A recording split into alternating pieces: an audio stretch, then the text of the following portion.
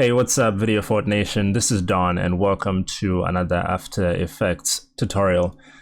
Today we're going to be tracking and compositing a futuristic HUD element onto an eye. And as some of you might have realized, this is a throwback to one of our most popular tutorials from a few years ago.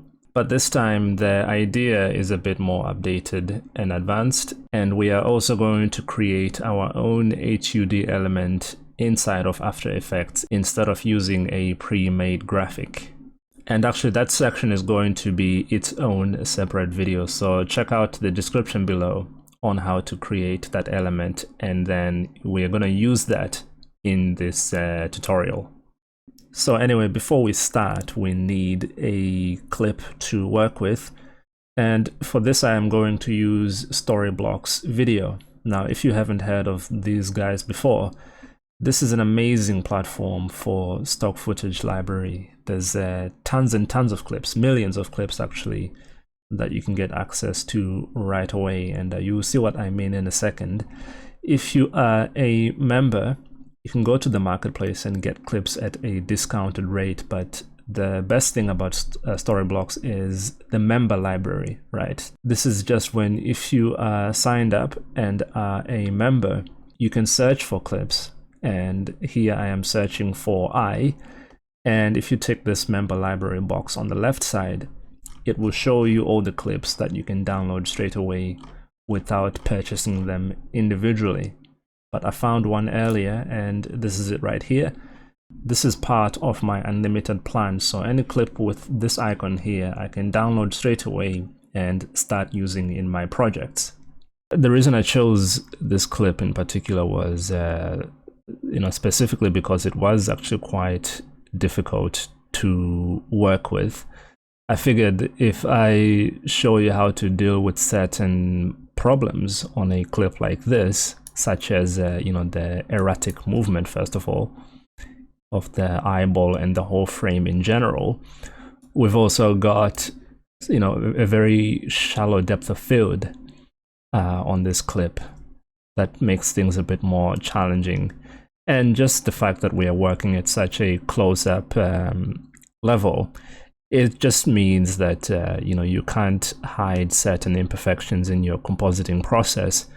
And as we all know, that's like half the work to, in compositing. If you can hide it and get away with it, then you do it, right? But at this level of detail, you can't hide it as much. So I figured if I show you how to deal with a clip like this, where there's the various different challenges to the clip, motion blur and all sorts of things, then it's going to be easier for you when you deal with clips, for example, which you might shoot specifically to do this type of effect. You might not move around your actor as much. You might, have a sharper clip, and you also might not shoot at an angle, such as this clip here. You might be more straight on, and all of that will make doing this effect easier. But we are not about doing easy things here. I thought, let's do something a bit more challenging, and it's just more interesting too. So anyway, let's begin. I'm gonna start by just trimming my clip to, I like this blink at the beginning. We can use that to illustrate how to do some masking, and then the movement of the eyeball, we'll have to track that. And then at the end here, I think the eye starts to blink again. I don't need to do that detail again, so I'm just gonna go to about here, and let's trim our comp to this work area. And then I am going to pre-compose our footage so we can track this composition now. So when you are tracking anything in After Effects, you need to put your tracker onto a detail or point on your footage which is clear throughout most of the video. For us, that's going to be quite challenging. There is nothing on the eyeball that's there the entire time, so there's going to be some filling in the gaps which I will show you how to do. But actually, if we look at the eyeball there, we can see this dark detail. I think that's going to be quite easy to track throughout the footage here. Even some frames where things get a bit fuzzy and out of focus, I think for the most part you can always make out where that's supposed to be. There's enough information here that we can actually do something meaningful. Okay, so I'm going to start with this frame here as the eye is opening up again, and then we can track backwards after. But let's start about here. So if I go to Window and Tracker, I'm gonna hide the effects panel here so I have more space. So if I just close that panel and extend my tracker, and let's do track motion. Okay, I'm going to put my track point right there, and I can maybe extend the search area just to give it a better chance of holding on to the correct tracking point. Now, I don't think I'm gonna be able to just, hit analyze and watch this track perfectly. It held on for a few frames there, but it loses its tracking abilities very quickly.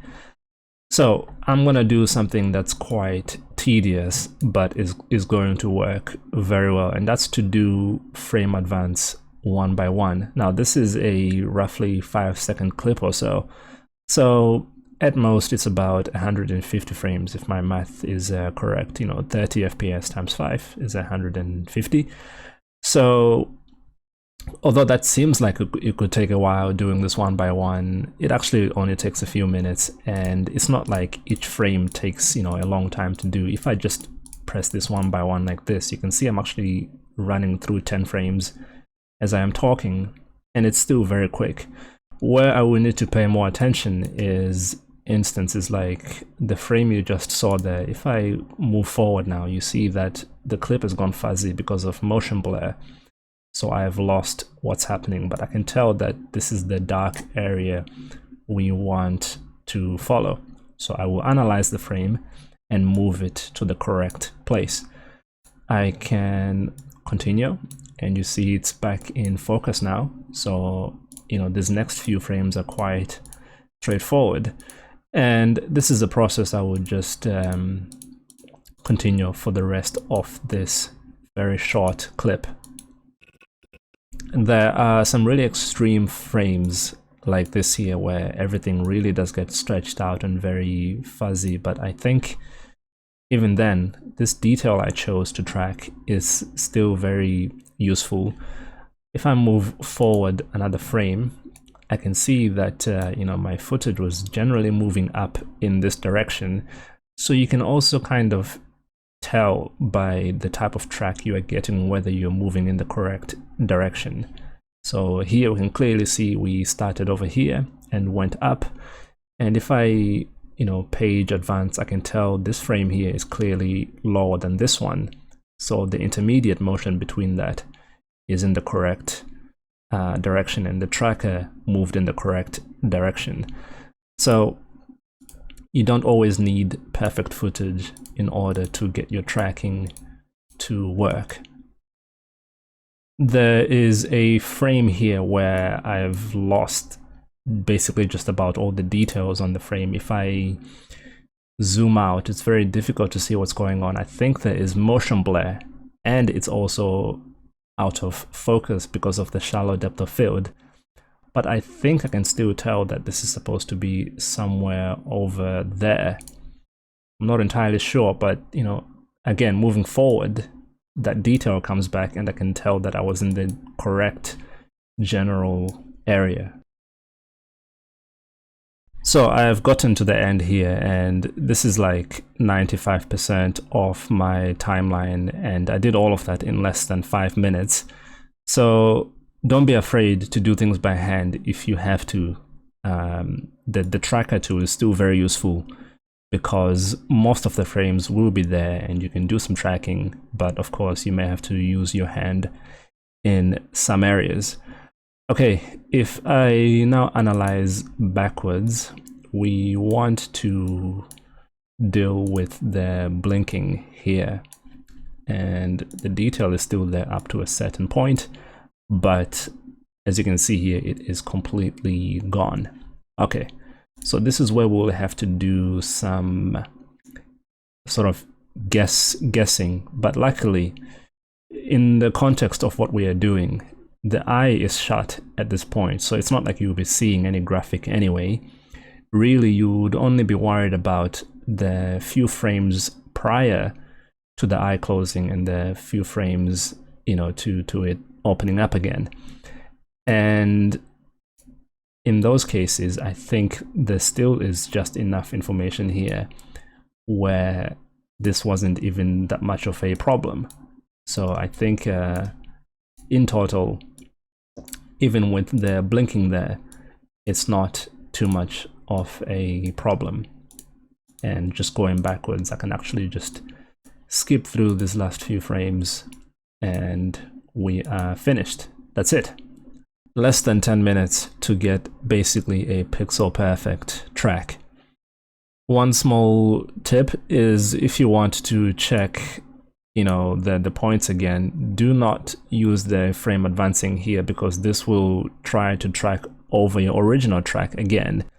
Instead, you should frame advance using the page up and page down keys on your keyboard. And if you do need to move the tracker, you can do so, and it's going to save your new position, but you do not want to analyze once you have your original analysis, because that is going to be overwritten. Anyway, let's move on to the next step. We need an object to carry that track data.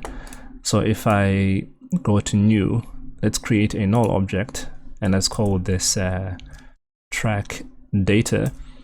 And in our tracking options, I'm going to go to edit target, and let's point to the new null we have just created and click OK. And if I hit apply, let's apply this to the X and Y directions. That's exactly what we want. And I will click OK. And now in our comp, if I zoom out here, let me press Shift Control and H again to bring back all the overlays. And there is our null. You can see it sticks perfectly to that spot. If I scrub through the timeline, you can see it stays in the correct spot the whole time. The only time it jumps around is when the person blinks here. But as I said, the eye will be closed. You won't see the graphic anyway, so it's fine. This is the graphic right here. I created this using shape layers entirely within After Effects.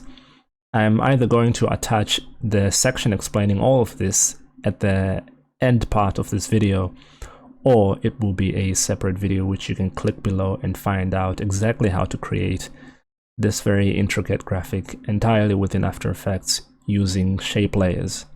But once you have this, we can go back to our main comp and let's place it anywhere.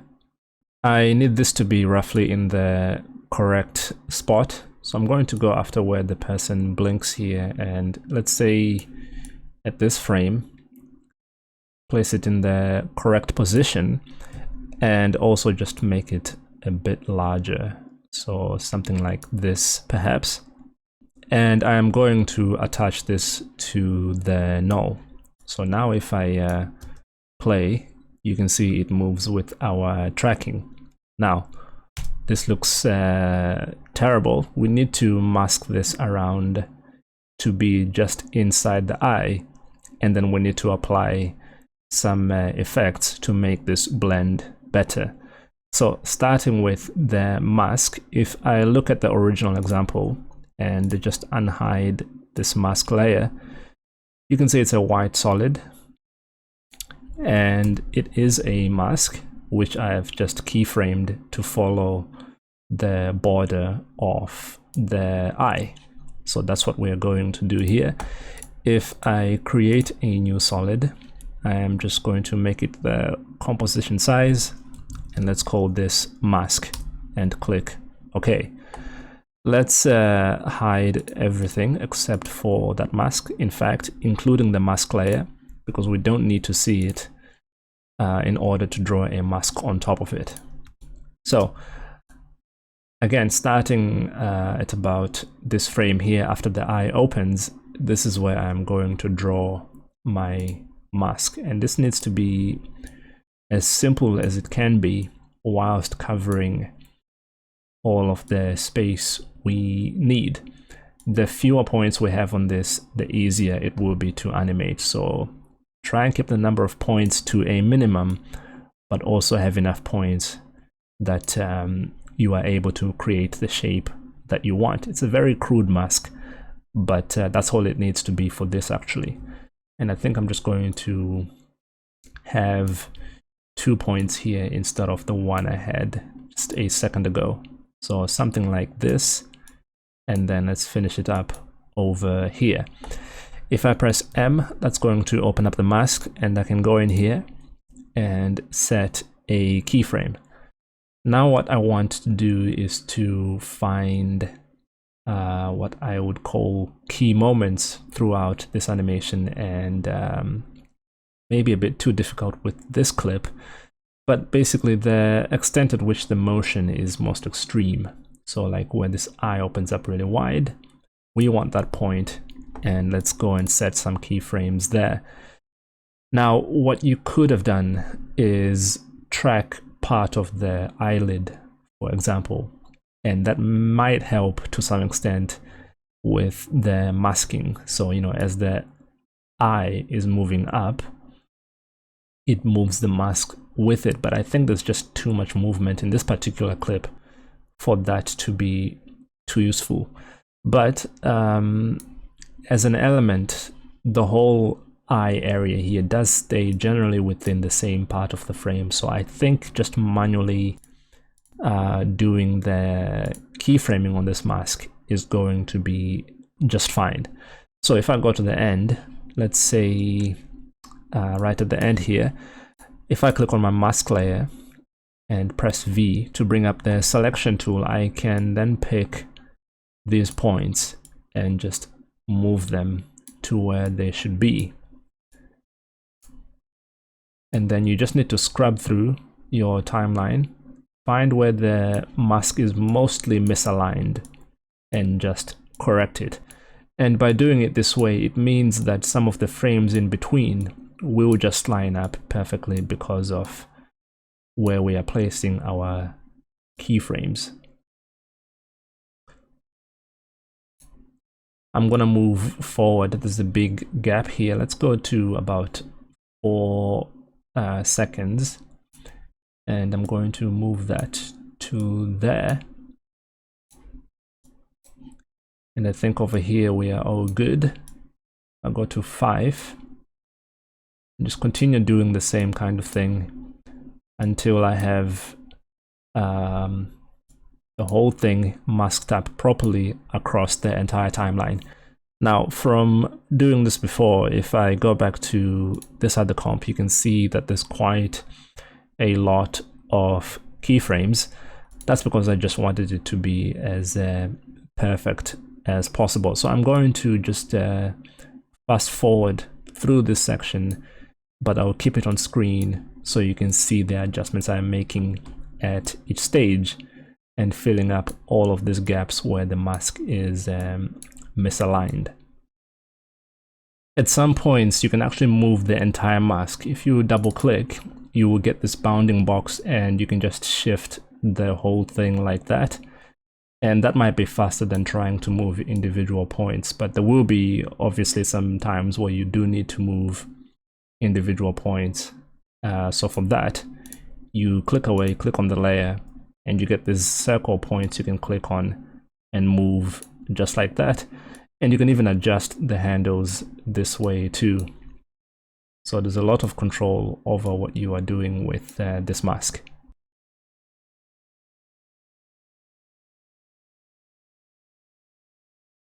Okay, we have done most of the animating of the mask here.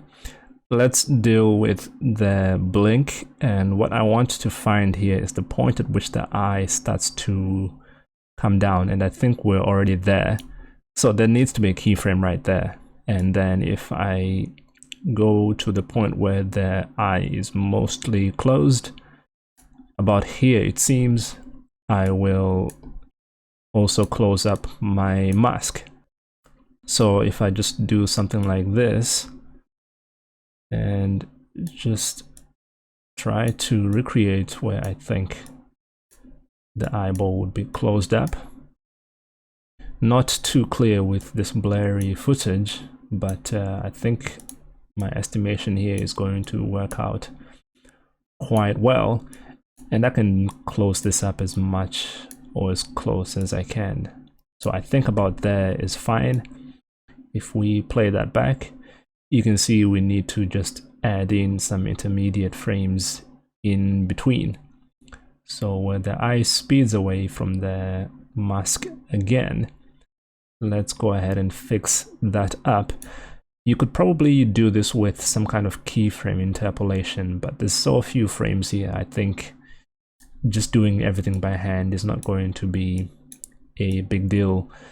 But this is where I would say we have the most dramatic motion, and for that reason it's going to also require the most amount of keyframes.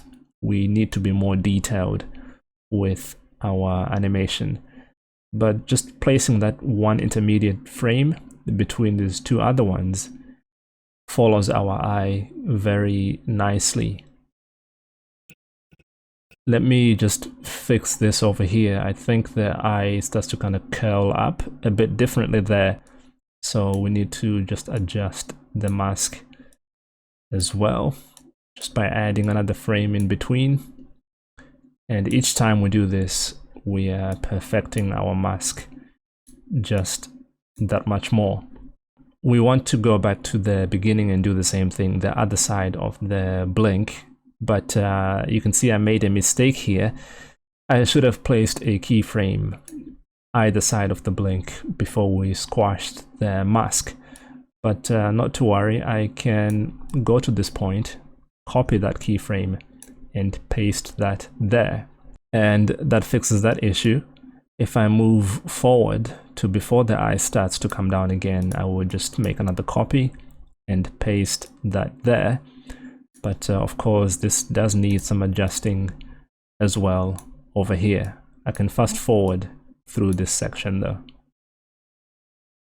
And that's it. I would say that is a pretty good mask. You can see there isn't as much detail as when I did the practice for this tutorial.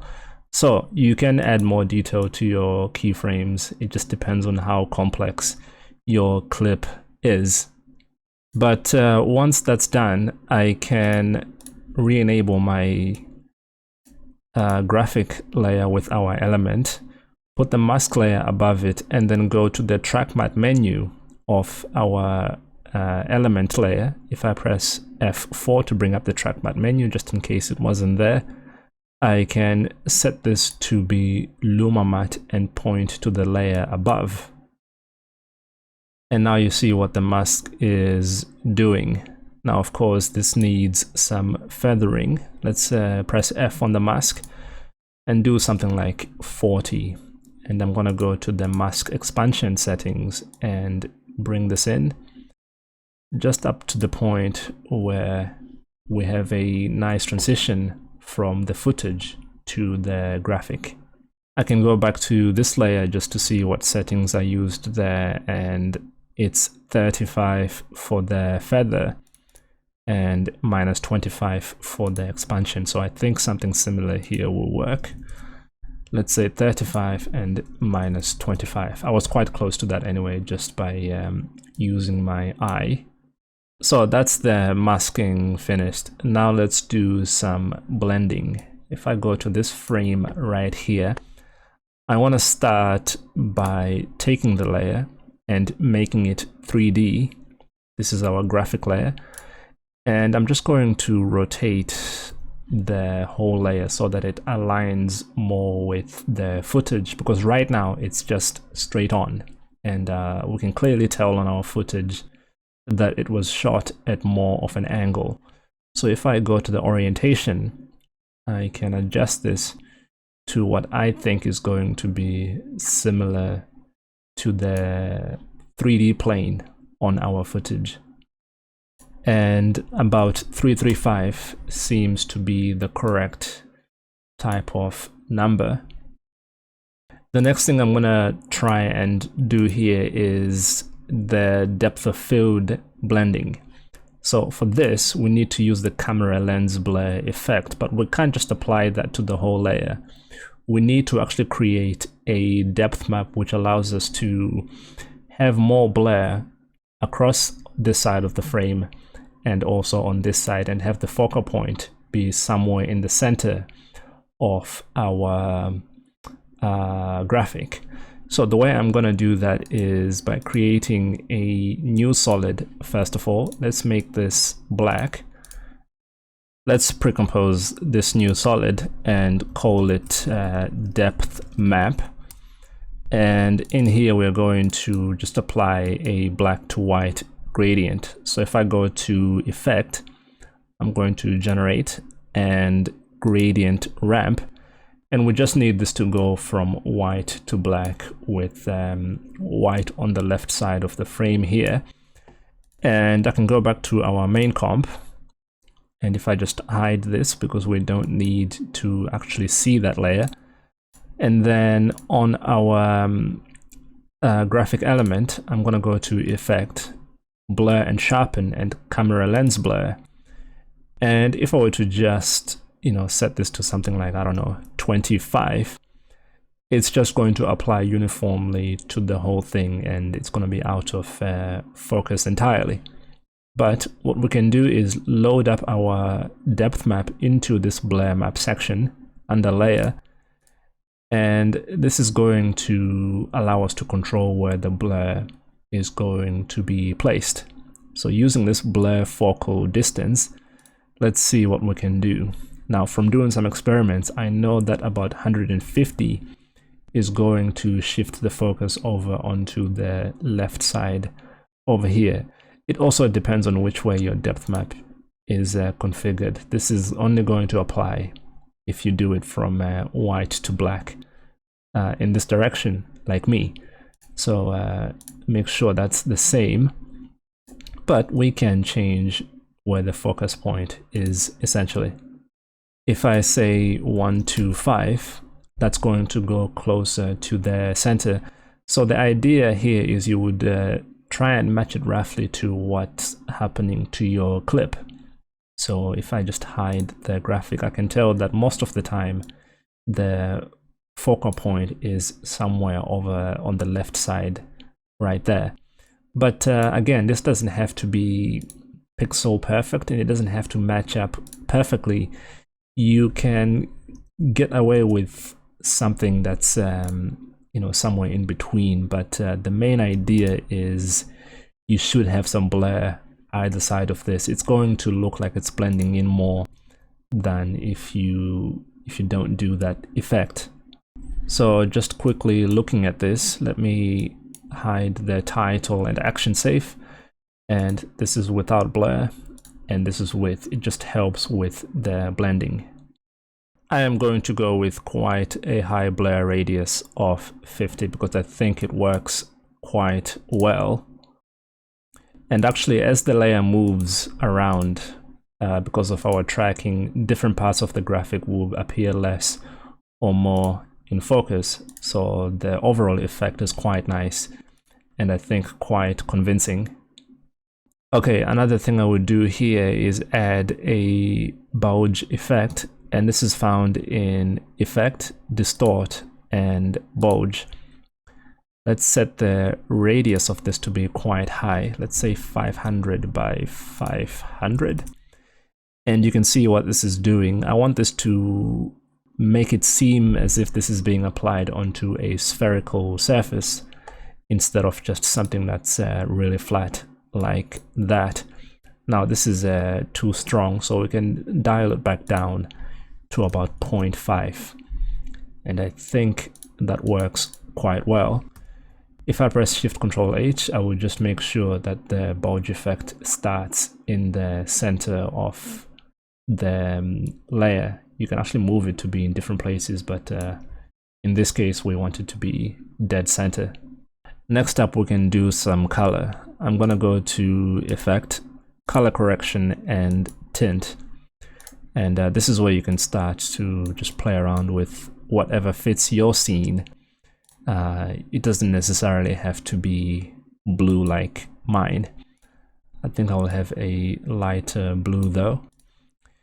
And I will go to Effect, Color Correction, or Blur and Sharpen rather. And let's have a fast box blur. Set this to about 20 or so. That's too high actually, maybe just 10. And I will set this layer to be Add. I will copy that layer and the mask above, but on this other one I'm going to turn off both the tint effect and the blur effect, so we just have the white graphic like so. But I will change the blending mode to be overlay and then just copy this layout one more time. Now you can blend this various ways and various methods, and it's going to depend on your footage, but you just want to try and do something that looks like it's actually on top of your eye. So that's why I like the overlay effect, because some of the detail from the frame underneath is going to show through. This is probably too bright, so I will perhaps turn this one off, and the other two layers I could just tone down slightly. Let's go for 80% on both. And there is probably too much saturation, so I can go to the color and just slide the blue to the left to take away some of that saturation.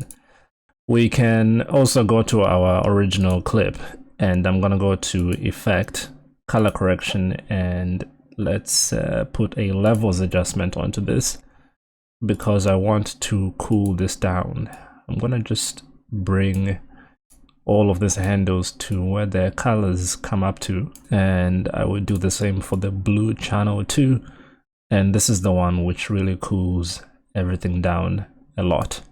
Maybe slide it this way a touch, and I can take the whole all three channels and just bring down their overall brightness. I'm just trying to do something that looks a bit more contrasty and cooler than before. So this is what we started with, and this is where we ended up.